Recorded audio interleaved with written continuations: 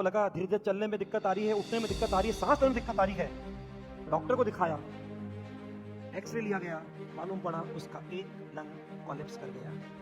आराम से एग्जाम देने गया, जो तरीका बताया था राउंड का पेपर को राउंड से किया। पहले राउंड में ये बातें तब जब मैं उससे बाहर आके सब कुछ पूछा था। दिमाग को बात में बैठाओ। जो बच्चा 2 मई को अपना सिलेबस पूरा करता है कॉम्पिटिटिव एग्जाम के हिसाब से, रिवीजन की बात नहीं कर रहा हूँ, वो 5 मई को पेपर को 100% फोड़ के आता है।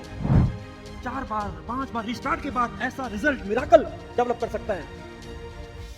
तो सिलेक्शन तो बच्चों बहुत आसान है। आप समझना, मैं बहुत बड़ा एग्जांपल देने जा रहा हूं। मेरे को 37 साल में ऐसा अनुभव नहीं मिला। मैं जब उसको याद करता हूं अंदर उसको सैल्यूट करता हूं। शायद एक भी नहीं होगा जो बोले कि सर हमारा सिलेबस नहीं हुआ। अब मैं एक ऐसा एग्जांपल दे रहा हूं, पहले टच वुड, ताकि एक भी शब्द इसमें झूठ नहीं होगा। सुनना ध्यान से। 37 साल में ऐसा अनुभव आज तक नहीं मिला। एक बच्चा आया था हरियाणा से, जिसका नाम सम्मान में लूंगा डॉक्टर दिव्यांश जितेंद्र। 11 पे पढ़ाई चालू करी। शुरू में उसका मीडियम, थोड़ा मैं टाइम ले सकता हूं आपका अगर जर्नी समझना चाहते हो तो। कितने लोग तैयार हैं? सब तैयार है? पक्की बात, मन से, दिल से। इस एग्जाम्पल को ही अपन यहां खत्म करेंगे, बात खत्म हो जाएगी। आपको लग जाएगा बहुत आसान है सिलेक्शन। तो 11 के अंदर उसकी पढ़ाई चालू हुई। चालू होने में उसकी सिस्टर भी साथ में आई थी। दोनों ने पहले एडमिशन ले लिया सुपत। वहां पे क्लासेस चालू हो गई। तो उसके सिस्टर का हिंदी मीडियम था, तो मालूम पड़ा वहां पे हिंदी मीडियम का बैच ही नहीं है, उसका इंग्लिश मीडियम था। टॉपिक पढ़ना चालू हो गया। 7 दिन में उसकी दिक्कत आई सिस्टर को। बोले कि मेरे को दिक्कत आ रही। बोले अपन देखते कहाँ चल रहा है। फिर मालूम पड़ा कि यहाँ पे आपके जवाहरनगर में सत्यार्थ बिल्डिंग में यहाँ उसका चल रहा था। दोनों वहां से उठकर यहाँ आ गए। उसके लिए नया फेज चालू हुआ सिस्टर के लिए। उसको बिल्कुल 0 A से स्टार्ट हुआ। उसने फेज ऐसा ज्वाइन किया जब पहले से 7 दिन में पढ़ाई चालू हो चुकी थी।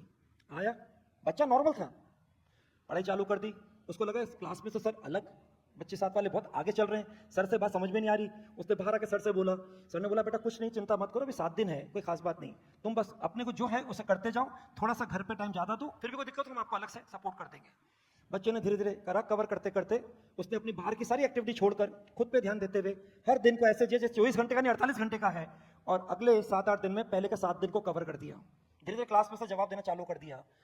कहाँ उसको लगा था कि मैं कैसे सर्वाइव करूंगा, बाकी लोग बच्चे फटाफट जवाब दे रहे आगे चल रहे हैं। उसका पहला टेस्ट हुआ, अकेले उस बच्चे के पूरे में से पूरा नंबर है 720। ठीक है साहब, अब थोड़ा अंदर से फूल गया, 720 आ गए। तो उसने कहा मेरा 720 आने, 720 लाने, 720 लाने। उसने जब जब सोचा मुझे 720 लाने, आगे किसी भी टेस्ट में उसके 720 नहीं आए, फुल आउट ऑफ फुल नहीं आए। करते करते बहुत कोशिश करता रहा, हर बार सोचता रहा कि मेरे को 720 लाने। करते करते लास्ट में उसकी तबीयत खराब हुई, हल्का उसको लगा चलने में दिक्कत आ रही है। और जब उसको लगा धीरे धीरे चलने में दिक्कत आ रही है, उठने में दिक्कत आ रही है, सांस लेने में दिक्कत आ रही है, डॉक्टर को दिखाया, एक्सरे लिया गया, मालूम पड़ा उसका एक लंग कोलैप्स कर गया है। सबसे पहले भारत विकास परिषद में एडमिट हुआ। यहां नहीं हुआ तो मिलिट्री में उसके फादर थे तो मिलिट्री हॉस्पिटल में गया, वहां नहीं हुआ तो उसके बाद वो चला गया अपने घर हरियाणा। 2.5 महीने बाद वापस लौटा। सोचो 2.5 महीने में कितनी पढ़ाई आगे निकल गई होगी। आते सर से मिला कि सर मेरे तो इस स्थिति को चिंता मत करो, तुमने पहले अपने टेस्ट में बाउंस बैक करके कवर करके जो दिखाया था, हम तुम्हारा इंतजार कर रहे थे, मिलने भी गए थे सर लोग। जैसे आया उसको अलग से सपोर्ट करके टाइम दिया, वो हल्का सा आगे बढ़ा, थोड़ा आगे बढ़ा तो बाद में उसको डेंगू हो गया। डेंगू हो गया तो वापस 7 दिन घर पे रुक गया, फिर उसकी पढ़ाई छूट गई। फिर उसके बाद उसकी मम्मी उसके साथ रही थी केयरिंग करने में, उनको डेंगू हो गया तो 2 दिन पढ़ाई करके वापस अब उनकी मम्मी के ध्यान के लिए फिर 7 दिन वापस घर पे। देखना कितनी बार वो रिस्टार्ट कर रहा है, कितनी बार उसका बीच का एक तारतम्य एक लिंक टूट रहा है। करते करते फिर एक बार फिर बीमार पड़ा। ऐसे करते करते उसका एंथ्यूज में तो हालत हो गई कि अब बाकी बच्चे तो चल रहे कोर्स खत्म करने में, वो अभी आधे रास्ते 50% 55% पे चल रहा है। ये करते करते बाकी एंथ्यूज के अंदर सिलेबस खत्म हो जाता है। लगभग दिवाली के बाद नवंबर में ज्यादा से कह दीजिए 2 वीक के बाद तक खत्म हो जाता है। बच्चों के बाद में प्रैक्टिस चालू हो जाती है। अब उसका बोर्ड एग्जाम पास आ गया, बाकी का भी आ गया, बाकी सबके तो सिलेबस खत्म हो चुका है, सब कुछ हो चुका है। वो अपने बोर्ड एग्जाम पे चला गया, उसको लगा साल बचाना है। घर वालों को मालूम है कि इसका साल बचना इंपॉर्टेंट है, उन्हें उम्मीद ही छोड़ दी कि इसका मेडिकल में सिलेक्शन होगा कि नहीं होगा। वो अब किसी से कंपेयर नहीं कर रहा, बिल्कुल ध्यान नहीं दे रहा कौन क्या चल रहा है। वो अपने ट्रैक पे देख के चल रहा है कि मुझे कब किसको वेटेज देना है। उसने पूरा 40 दिन के आसपास पूरा 12 पे ध्यान दिया। बाकी लोग अपने 12 के हिसाब से एग्जाम भी दे रहे हैं और अपने एलएन पे जो प्रैक्टिस हो रही है वो भी कर रहे हैं, और लगातार लिंक लेके चल रहे हैं, कॉम्पिटिटिव एग्जाम के हिसाब से प्रैक्टिस करते जा रहे हैं। करते करते जब वो फ्री होके आया तब तक यहाँ एलएन पर लगातार मेजर की प्रैक्टिस चल रही थी। बाद में नीट के हिसाब से लगातार नीट की प्रैक्टिस चल रही थी। अब वो आया है, उसका 60-62% सिलेबस है और बाकी का फुल सिलेबस पे लगातार कीप ऑन प्रैक्टिस करते करते करते जब ये लास्ट में 2 मई को, लास्ट टाइम 2024 के नीट में 2 मई को लास्ट पेपर हुआ था, इस बार आपका 1 मई को है, 2 मई को जो उसका लास्ट पेपर हुआ तब जाके उसका कॉम्पिटिटिव एग्जाम के हिसाब से सिलेबस पूरा हुआ। वायलिन का भी लास्ट पेपर था, उसका भी लास्ट पेपर था और इस पेपर में वो पूरा पेपर अटेम्प्ट करके आया था और उसका स्कोर बना था 705 आउट ऑफ 720। 2 मई की स्थिति ये। अब मैं स्लो मोशन में चलूंगा थोड़ा। 5 मई को एग्जाम, अंदर मालूम है कि खुद के ट्रैक पर तैयारी कैसे करते करते 2 मई को जाके फुल सिलेबस कॉम्पिटिटिव एग्जाम के हिसाब से कंप्लीट हुआ है। 5 मई को एग्जाम है, अंदर सोचता है ये सब तैयारी हो तो गई, अब बहुत पढ़ लिया यार, 5 मई को एग्जाम है, अपन तो फुटबॉल खेलेंगे, और अगर 2 दिन में भूल गया मैं तो लानत है डॉक्टर बनने पे, नहीं बनना मुझे डॉक्टर। और बच्चों उसने 2 दिन फुटबॉल खेला। 3 और 4 मई को फुटबॉल खेलने के बाद 4 मई की रात को उसने इतनी सी तैयारी करी कि कल मुझे क्या पहन के जाना है, क्या लेके जाना है, क्या गलती से लेके नहीं जाना है, सब तैयारी कर ली और आराम से रात को 8 घंटे की साउंड स्लिप ली। सुबह उठा, अच्छे से अपने को थकान सब दूर हो चुकी थी, अच्छे से तैयार किया, पेरेंट्स को हल्का सा बात करी, मम्मी तो साथ में थी, उनसे बोला बस जो होगा देखा जाएगा। और अंदर खुद के अंदर क्या चल रहा है, तब तक चॉइस सेक्शन था भाई, 60 क्वेश्चन आते हैं, फिजिक्स केमिस्ट्री जूलॉजी बॉटनी हर के 15 में से 10 करने हैं, बोले आउट ऑफ 15 10 तो आराम से कर लूंगा, तो 40 तो ही हो गए। और बाकी जो है, क्योंकि टाइम था 3 घंटे 20 मिनट, तो आराम से बाकी में जो कर रहे थे जो देखा जाएगा कर लेंगे, क्योंकि 2 मई तक तो अच्छा कॉन्फिडेंस आ गया था, कोई बात नहीं, कोई घर वालों का प्रेशर ही नहीं, उनको मालूम है हो गया तो ठीक है।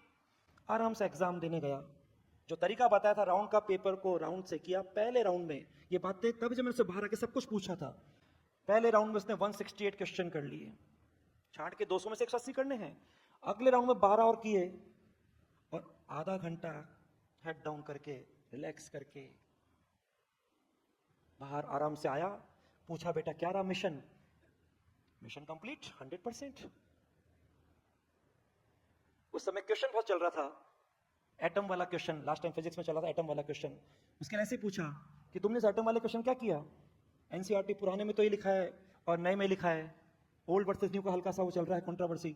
बोले सर मेरे पास फिजिक्स के एनसीईआरटी है ही नहीं, मैं काहे को इस चक्कर में फंसूं। मैंने तो ये देखा, हम एक टॉपिक पढ़ते रेडियो एक्टिव, और रेडियो एक्टिव का मतलब जो वहां पर डिके होते रहते हैं, यानी उनके न्यूक्लियस, उनके एटम स्टेबल नहीं है, तभी तो ऐसे एलिमेंट बने, तो सारे एटम या सारे उनके न्यूक्लियस स्टेबल नहीं हो सकते। मैंने उसका अकॉर्डिंग कर दिया, मैंने बेटा बहुत अच्छा जवाब दिया, वेरी गुड, काहे का एनसीईआरटी से बात करने की, ओल्ड में क्या लिखा न्यू में क्या लिखा है, तो उसका वो क्वेश्चन बिल्कुल सही था। और जब उसका स्कोर आया तो एक बार में 720 out of 720। This is doctor Divyansh Jitendra. एक ताली तो बजती है, ताली तो बनती है। बच्चों मैं आपको होश में लाने के लिए बात कर रहा हूं, ये होश में लाने के लिए बात कर रहा हूं। सोचो, दिमाग में बात को बैठा, इसलिए बैठ गया मैं, दिमाग को बात में बैठाओ। जो बच्चा 2 मई को अपना सिलेबस पूरा करता है कॉम्पिटिटिव एग्जाम के हिसाब से, रिवीजन की बात नहीं कर रहा हूं, वो 5 मई को पेपर को 100% फोड़ के आता है, मिशन कंप्लीट बोल रहा है, और आधा घंटा लास्ट में हेड डाउन करके आ रहा है। स्कोर उसका दिखा 720 आउट ऑफ 720। एलन तो और बच्चों को भी 720 थे, लेकिन मुझे ऐसा टॉपर 37 साल के सफर में आज तक नहीं मिला। इसलिए सिलेक्शन तो बहुत आसान है। आप सोचिए, उसने 3 और 4 मई को 2 दिन फुटबॉल खेला, अंदर के किस जिससे, अरे लानत है यार, अगर 2 दिन में पढ़ाई भूल गए तो क्या ऐसा मतलब डॉक्टर बनने से। इसे कहते हैं बोल्डनेस, दबंग। यंग तो दबंग और बन जाओ ऐसे डॉक्टर दिव्यांश की तरह। कोई ख्याली बातें नहीं कर रहा हूं, रियलिटी है। इसलिए आप सबसे पहले सोचिए, आप सब लोग उससे कितने अच्छी कंडीशन में। वो पिक्चर है ना 12th फेल, उसकी स्टोरीज का फेल है। यहां तो उसने 4 या 5 बार रिस्टार्ट किया और सिलेक्शन नहीं, ऑल इंडिया टॉपर, वो भी मानो real topper of NEET UG 2024। 17 बच्चे बाद में निकले थे लास्ट में पिछले साल, लेकिन मैं मानूंगा सिंगल टॉपर तो वही है, डॉक्टर दिव्यांश। अरे जब लास्ट के ऐसे कंडीशन के अंदर, इतनी ऑपोजिट कंडीशन में, इतने रिस्टार्ट देने के बाद कोई बच्चा आपके, बस ये तो पैटर्न डिफरेंस हो गया कि अब आपके चॉइस सेक्शन खत्म हो गया, उसकी चॉइस थी, यही तो बात थी केवल। लेकिन अगर जो ऐसा कर सकता है तो जरा होश में आओ और जोश में भी आओ। सिलेक्शन तो बहुत आसान है, जीएमसी सिलेक्शन बहुत आसान है, टॉप जीएमसी 10 सिलेक्शन बहुत आसान है। इसने कहा था ये एग्जाम आपके नॉलेज का, आपके क्या क्या आपको मालूम है, क्या क्या आपने क्वेश्चन कर लिए, कौन कौन से आपने सोर्स को पढ़ लिया, कितनी बार आपने और तरह के पेपर कर लिए, एलन के और अलग फेस के पेपर कितने कर लिए, कुछ मतलब नहीं है। उसने किसी और फेस का पेपर किया ही नहीं। और आपको ताज्जुब बता दूं, यहां की कोर टीम को नहीं मालूम था ऐसा बच्चा भी है। वो उनके एसआरजी बैच का नहीं था। कैसे होगा एसआरजी में जब वो अपने सिलेबस को इतना पीछे लेके चल रहा है। हाँ, लेकिन गुड बुक में शुरू में आ गया था। शुरू में पहले टेस्ट में जब नर्चर के टाइम 11th पे उसने पहला टेस्ट दिया, कहां तो पहले दिन जब 6-7 दिन की क्लास निकल चुकी थी क्लास में, तो सर से बोला सर मैं कैसे करूंगा। सर ने इतना सा बोला बेटा कोई चिंता वाली बात नहीं, 7 दिन की पढ़ाई सब मैनेज हो जाएगी, सब कवर हो जाएगी, सब मेकअप हो जाएगी, बस तुम हमसे अलग से टाइम ले लेना। और जब उसका बाकी बच्चों को पीछे करते करते पहला टेस्ट हुआ, उसमें अकेले के उसके 720 आए, तो हर की गुड बुक में आ गया। सर ने उसको सपोर्ट चालू कर दिया। जब वो यहाँ पे भारत विकास परिषद गया तो जो उसको टीम पढ़ा रही थी सब उससे मिलने गए, बेटा हम दिव्यांश तुम्हारा इंतजार कर रहे हैं, तुम गेट वेल सून, वापस लौटो, हम तुम्हारे साथ तैयार हैं। जब वो चला गया 2.5 महीने के लिए हरियाणा, तो उनसे लगातार बात कर रहे हैं, तुम चिंता मत करना बेटा, गिव अप मत करना, सरेंडर मत करना। बोल नहीं सर अभी मैं ठीक हो रहा हूं, वापस लौटूंगा, फिर उस मोमेंटम से चलूंगा। 2.5 महीने के बाद वापस लौटा, कितना क्लास आगे चली गई, उसके बाद भी उसने हिम्मत नहीं हारी, गिव अप नहीं किया, सरेंडर नहीं किया, घुटने नहीं थे, मैदान नहीं छोड़ा, आई एम क्विट नहीं बोला।